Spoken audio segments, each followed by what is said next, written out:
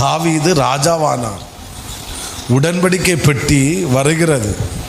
இப்போ முதல்ல ஆராதித்தது ஆடு மேய்க்கும் போது ஆராதித்தான். இப்போ அரசனான பிறகும் உடன்படிக்கை பெட்டிக்கு முன்பாக ஒரு என்ன சொல்ல ஒரு ஒரு கேவலமா பார்க்குற அளவில் அவன் கர்த்தரை ஆராதிக்கிறான். அப்போ ஆடு மேய்த்த போது நீ ஆராதித்தாய் தாவீதே, இப்பொழுது நீ அரசனாய் மக்கள் ஆராதிக்கட்டும்.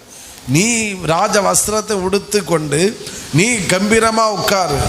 அவன் தன்னுடைய மனைவியாகி மீகாள் என்ன அற்பமாக எண்ணினாள். அவளுக்கு கேவலமாக இருந்துச்சு. ஐயோ என் புருஷன் ராஜா, சோத்திரம். மீகாளே, நீ வேணா ராஜாவுக்கு பிள்ளையா இருக்கலாம், நான் பரலோக அப்பாவுக்கு பிள்ளையா இருக்கிறேன்.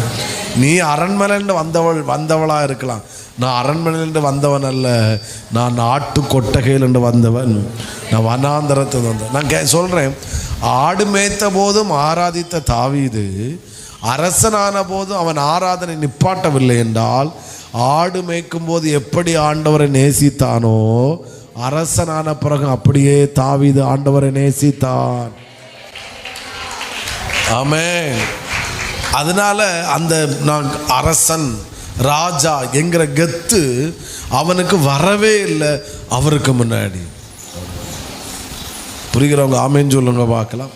நீ இன்னைக்கு இது ரொம்ப முக்கியம். சிலர் கஷ்டப்பட்ட நேரத்தில் முழங்கால் நிற்பாங்க,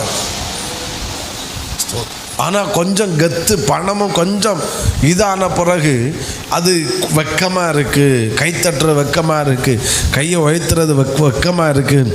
அது ஒரு மாதிரி பார்ப்பாங்கன்னா ரீசன் என்னென்னா, உங்களுக்கு அவர் மேல் வைத்த அன்பு குறைந்து விட்டது, பணம் எங்கேயோ வந்து அது மூடிவிட்டது, அல்ல என்றால் பதவியும் உயர்வும் வந்து எங்கேயோ மூடிவிட்டது. நோ நோ, ஸ்தோத்திரம். நான் தாழ்வில் இருந்தால் அவரை ஆராதிப்பேன், சிங்காசனத்தில் இருந்தால் அவரை ஆராதிப்பேன், என் பிரச்சனையில் அவரை ஆராதிப்பேன், என் கஷ்டத்தில் அவரை ஆராதிப்பேன், என் சோதனையில் நான் அவரை ஆராதிப்பேன்.